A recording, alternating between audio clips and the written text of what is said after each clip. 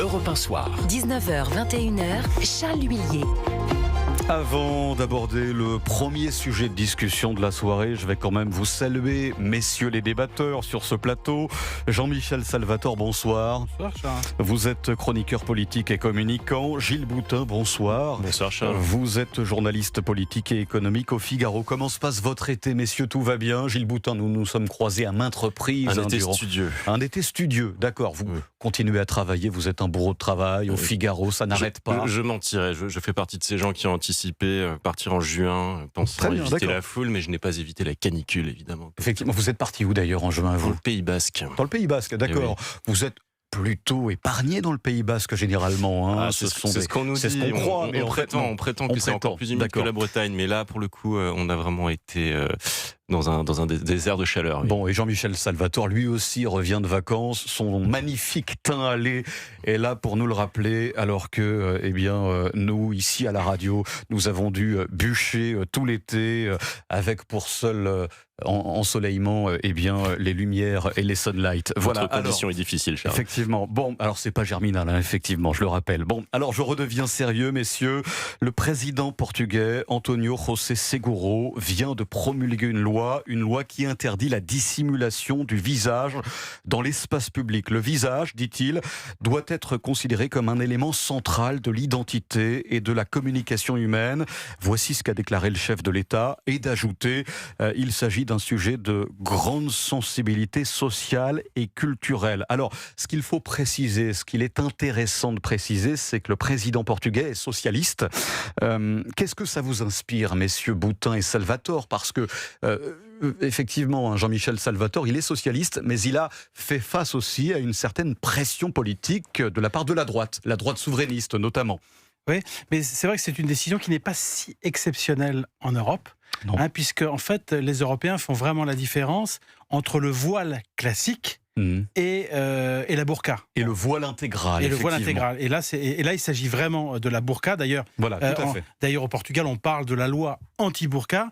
Et quand on regarde un petit peu les choses en Europe, on se rend compte qu'il y a déjà entre 5 et 10 pays qui ont réglementé la burqa. Et c'est d'ailleurs le cas de la France. Et la France en fait partie, parce que je rappelle qu'en France, cela fait 16 ans qu'il y a eu une loi promulguée à ce sujet. Et c'est vrai que la situation chez nous, et c'est intéressant ce que vous dites, Jean-Michel Salvatore, c'est que chez nous, il y a eu moins de 2000 verbalisations qui ont été dressées depuis 16 ans en France, depuis la promulgation de cette loi contre le voile intégral. C'est assez faible. On s'aperçoit, Gilles Boutin, que c'est extrêmement compliqué de faire appliquer la loi chez nous en France. On peut interpréter parce que les chiffres sont là. On peut interpréter de deux manières. Soit c'est parce qu'il n'y a pas tant de personnes que ça à verbaliser, soit c'est parce qu'elles y échappent. Bon, il y a peut-être quelques trous dans la raquette, mais franchement, on n'en croise pas beaucoup.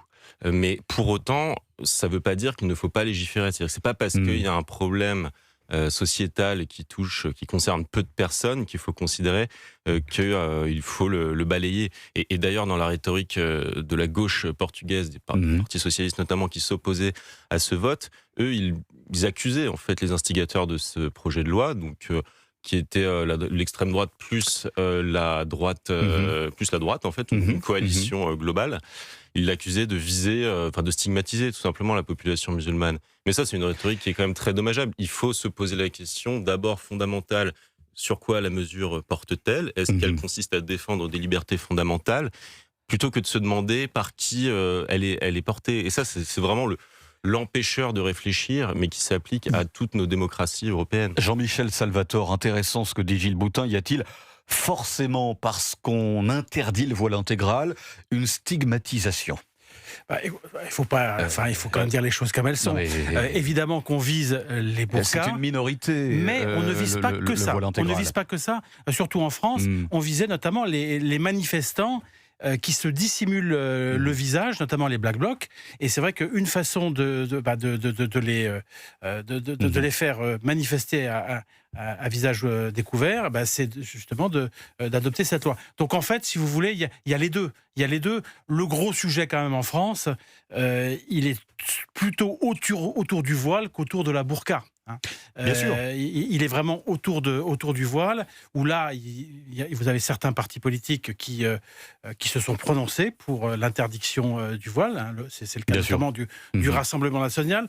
Les Républicains, eux, voulaient Éric interdire le Zemmour voile. aussi. Hein, Éric voilà. Zemmour. Les Républicains voulaient, eux, interdire le voile pour les fillettes. Bon, on voit bien que c'est assez difficile. C'est assez difficile à faire, notamment parce que le voile a pris une telle ampleur en France qu'il est presque trop tard. C'est d'ailleurs la thèse de Jean-François Copé. Hein, Jean-François Copé qui avait été interpellé puisqu'il avait accepté qu'au sein du conseil municipal de Meaux, il accepte une conseillère municipale voilée. Lui disait, bon, moi, évidemment, je suis contre le voile, mais c'est trop tard. Et donc, ça va être l'un des sujets de la présidentielle. Vous avez des partis politiques qui disent non, c'est pas trop tard, il faut le faire, parce que si on continue à accepter, on finira par être obligé d'accepter des burqas. Et puis, vous avez des partis politiques de gauche, sociodémocrates ou centristes, qui, eux, considèrent que ça n'est pas réaliste d'imposer une telle interdiction du voile. Mais en revanche, il me semble que sur la burqa, il y a quand même un consensus. Il y a un consensus à la fois. D'ailleurs, c'est intéressant, il y a à la fois Alors, je ne suis pas sûr qu'à la France Insoumise, il y ait consensus sur la burqa. J'entends dans le sens où, selon la France Insoumise, interdire la burqa est aussi une forme de stigmatisation, pour reprendre les termes de Gilles Boutin.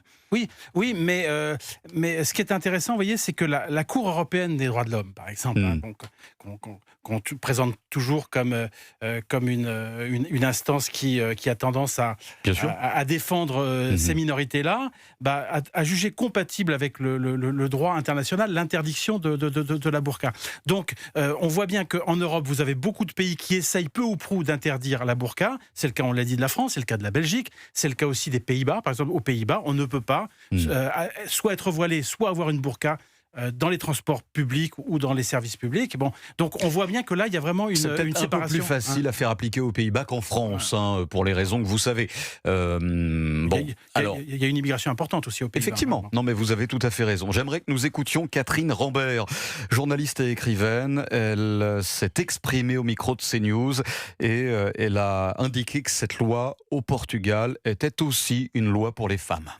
Moi, j'observe qu'il y a un verbatim intéressant. On dit que c'est une loi qui cible les femmes musulmanes. C'est ce que dit la gauche. Et alors qu'au contraire, c'est un signal positif envoyé à toutes les femmes. Parce que le visage, c'est quoi ? C'est ce qui nous identifie, ça fait partie de notre identité, c'est ce qui nous permet de nous reconnaître, ça permet de communiquer. Et voiler le visage de quelqu'un intégralement, c'est nier l'identité de quelqu'un. Donc moi, je trouve honteux que les gens de gauche, quels qu'ils soient, où qu'ils soient, que des associations qui prétendument défendent les droits des citoyens, mais beaucoup moins des citoyennes dans le monde entier, s'insurgent qu'on vote une loi comme ça. C'est inadmissible de forcer quelqu'un, d'avoir quelqu'un qui a le visage voilé. Voilà, Catherine Rambert sur CNews il y a quelques heures. Gilles Boutin, comment analysez-vous justement ce que dit Catherine Rambert ? Elle dit tout simplement que c'est aussi presque une loi féministe. Oui, parce que ça dépend par quel bout on le prend. En France, on est toujours en train de regarder les choses par le biais de la laïcité, qui est une notion qui nous est propre et qui a ses variantes, qui est différente et pas toujours comprise à l'étranger, et qui d'ailleurs même a du mal à toujours être comprise dans nos frontières. Mais en réalité, on pourrait très bien prendre autre chose. La question de l'égalité entre les sexes, en fait. Considérer qu'un voile est un marqueur stigmatisant qui marque une infériorité ou qui envoie le signal que la femme doit se cacher pour diverses raisons, soit qu'elle serait impure, soit qu'elle serait un objet éveillant excessivement l'attirance des hommes. Enfin, c'est lunaire et c'est à l'opposé des valeurs fondamentales occidentales. Donc derrière, ce que les idiots utiles de gauche ou des ONG qui typiquement soutiennent s'oppose plutôt à l'interdiction du burkini sur les plages en France. Vous voyez, ce type de démarche. Et bien, ce qu'ils ne comprennent pas, c'est que, en fait, pourquoi interdire le voile si ce n'est pour le parti de la tolérance ? C'est-à-dire, on voit arriver des gens, une population, un groupement profondément intolérant, qui, par le code vestimentaire, veut imposer une loi, opérer une différence, exercer une pression sur les femmes qui, elles, ne le porteraient pas. Donc en réalité, c'est parce que les populations, globalement, dans leur majorité en Europe, sont profondément attachées à la tolérance qu'il s'oppose à ces tentatives d'imposer tout simplement une capsule enfermante pour les femmes. Alors il y a et je parle de la France, mais je parle également de l'Europe entière, il y a chez nous en France des subterfuges pour justement échapper aux lois et à la loi contre ce voile intégral. Je ne sais pas si vous l'avez remarqué, mais on voit de plus en plus de jeunes femmes qui ont un voile et qui portent en même temps un masque chirurgical sur le visage. Je ne sais pas si vous avez, Jean-Michel Salvatore, observé cette tendance. Est-ce qu'on peut dire qu'il y a finalement une manière détournée bien de dissimuler son visage en évitant la burqa et en évitant justement les verbalisations? Oui, bien sûr. Et bon, ce sont des stratégies, mais qui ne trompent personne. Mais une burqa, ça reste quand même une prison de tissu. Il faut appeler les choses par leur nom. La burqa, c'est un signe de soumission. Sur le voile, il peut y avoir débat dans certains cas. Moi, ce qui me frappe, si vous voulez, dans cette histoire, c'est que vous avez beaucoup de gens qui défendent la liberté de se voiler, alors que en ce moment même, en Iran, vous avez beaucoup de femmes qui, à la faveur de la guerre, ont essayé de retirer leur voile, et vous avez encore des condamnations à mort de femmes parce qu'elles ne portent pas le voile. Et je pense que toutes ces bonnes âmes, tous ces grands esprits qui sont là pour nous expliquer que le port du voile, c'est le signe de la liberté, devraient quand même regarder un petit peu ce qui se passe en Iran et voir quelle signification ça peut avoir aux yeux des gardiens de la Révolution qui continuent, encore une fois, à tuer régulièrement des femmes parce qu'elles ne portent pas de voile.